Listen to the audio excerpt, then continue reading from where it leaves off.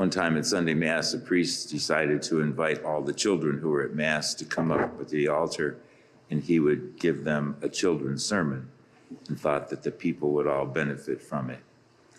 So they all came together, and he said to the girls and boys, "Would you like to hold a miracle in your hand? Who would like that?" There's a miracle.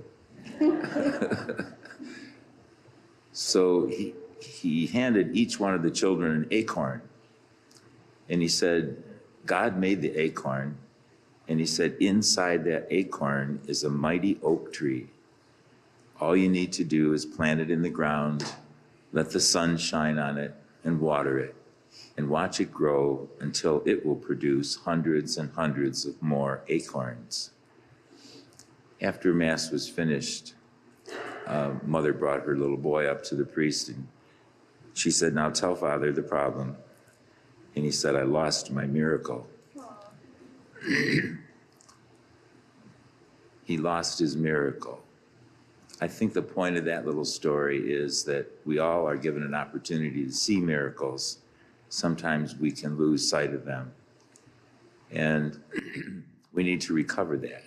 And I think the readings today, especially the miracle of the wedding feast at Cana, where Jesus multiplies and produces the wine, it's a sign of many things.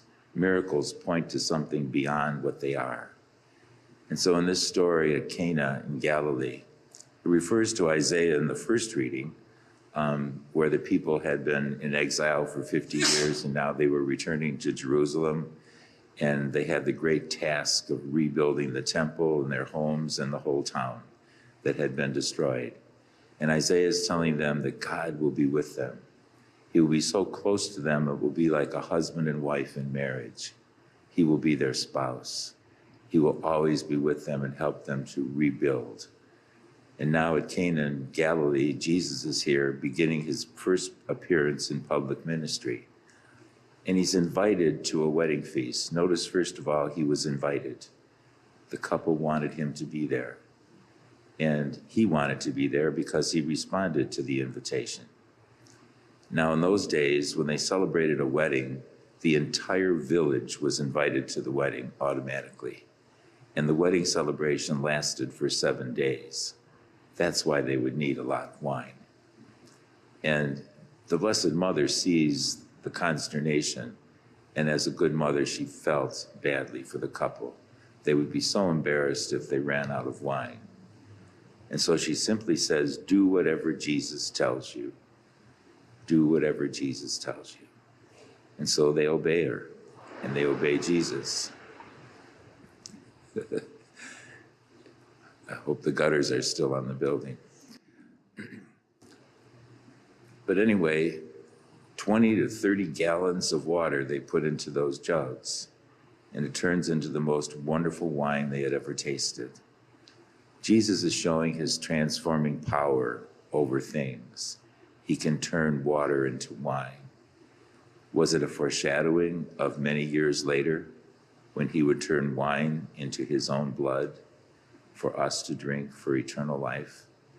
The same blood that he gives us at this Mass was a sign of foreshadowing of that miracle. And I think a key thing is here that they invited Jesus. We need to invite Jesus into our homes. You've seen that picture of Jesus knocking at the door. It's a famous spiritual picture. And there's no doorknob on the door.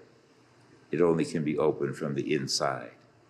So the Lord knocks on the door from the inside, and he invites us to open the door of our hearts so that he can come in. When we invite Jesus to our home, something happens. Something good happens. Jesus was invited to St. Peter's home. His mother-in-law was dying, and Jesus cured the mother-in-law. She was changed, but so was the whole household, because they invited Jesus to be there. When Jairus, the synagogue official's daughter, died, Jesus was invited to the home. And when he came, he raised the girl back to life. Her family was forever changed because they invited Jesus to be there. And certainly the girl's life was changed. We see that when Zacchaeus was up in the tree looking for Jesus, And Jesus comes down and says, Zacchaeus, I want to stay at your house today, at your home. And while they're walking along, Zacchaeus' life has changed because Jesus invited him and he came. And he changed so much that he turned from his stealing everybody's money as a bad tax collector. He turned into such a good person. He promised Jesus he would pay back 4 times more than he ever stole from anyone. When we invite Jesus into our life, we change and other things change around us. As the second reading today said, we all have been given different gifts and abilities and talents. Every one of us different. But God created each of us with a purpose. And so because of that, if we invite Jesus into our life, then he can continue to do miracles through us. And I think that's the point of the scriptures today, that in marriage, couples often use this reading at their wedding day.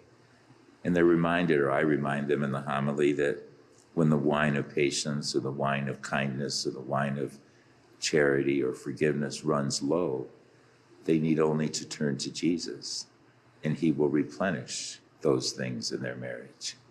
There's so much built into this gospel. And so today, the Lord invited us here, and we're here in spite of the snow.